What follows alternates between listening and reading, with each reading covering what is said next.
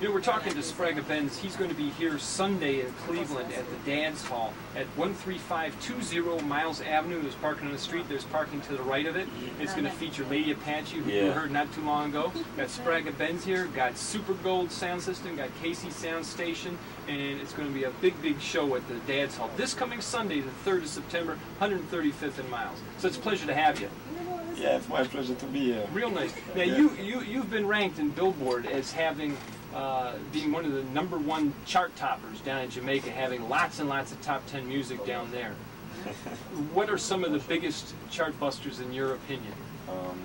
No, for me, Jack It Up, Good Deal, Girls Away, A1 of what things are going. Yeah, quite a few of them.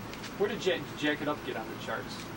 It was one of the most popular songs in Jamaica for a while. Mm-hmm. Yeah. And that was your very, very first song. Yeah. And how did you end up going to the studio? How did that come about? Well, just friends of mine. I used to have friends who operate a sound system by the name of LABENZ. Yeah, and I lived closer to the studio than they did, so they used to ask me to go to the studio and pick up the records for them and so on. So just being in the studios and seeing how things work, you know, that kind of got me interested in doing it.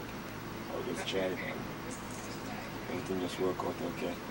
Now, how did you link up with LABENZ in terms of getting the honor of well, going a friend of mine used to go to the same school. We used to go to the same school together. Which is Maritime Training Institute. Mm-hmm. Yeah, and he lived where LABENZ was located. And he was always telling me about the song until he finally got over there to see it and introduced us and just took things from there. Now, does LABENZ have a link with the record producer that you... No link whatsoever. Okay. No. How did LABENZ lead to Jack It Up? Well, I did a dub plate for LABENZ. Jack It Up, I did it on a dub plate. That was the first recording whatsoever. So after I did it for LABENZ now, a lot of people began hearing it and they liked it and was asking me to do it for them as well and specials. Till producers began to hear it as well. And a few of them came and asked me to do it for them on their label, but because I was with Arrows for some time, so I just recorded it for them instead. How long were you on LABENZ before you made this record? Well, I wasn't really on the song because I never used to DJ or so. I just used to pick up the records, buy records for them and give them records and so on. Oh, really? Yeah, and spin a few records sometimes, like a few parties, but I didn't really perform on the sound as a DJ or not like that.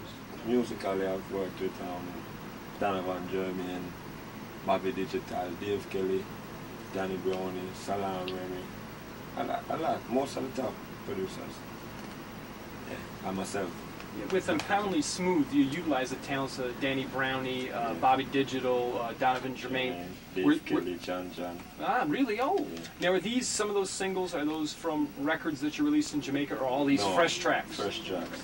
Now, how did you go about selecting little tracks from each of these guys? Because you've been named 5 different people there. Yeah, well, each producer have something about him, like they tend to swing towards a certain type of music. Like Donovan Jermaine, he really produces a lot of conscious music. So in that case, we do Thanks and Praises with Donovan Jermaine, which is a really conscious song. Then you have the younger producers now, like Dave Kelly, who really deal with a lot of the dance music, the popular dance music nowadays, He builds a lot of the hip rhythms. So for that vibe, we go to Dave Kelly.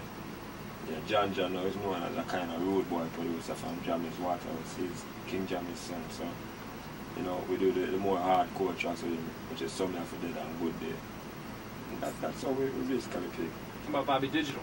Yeah, Bobby Digital, him just versatile, whatever it is, Bobby Digital can take care of it.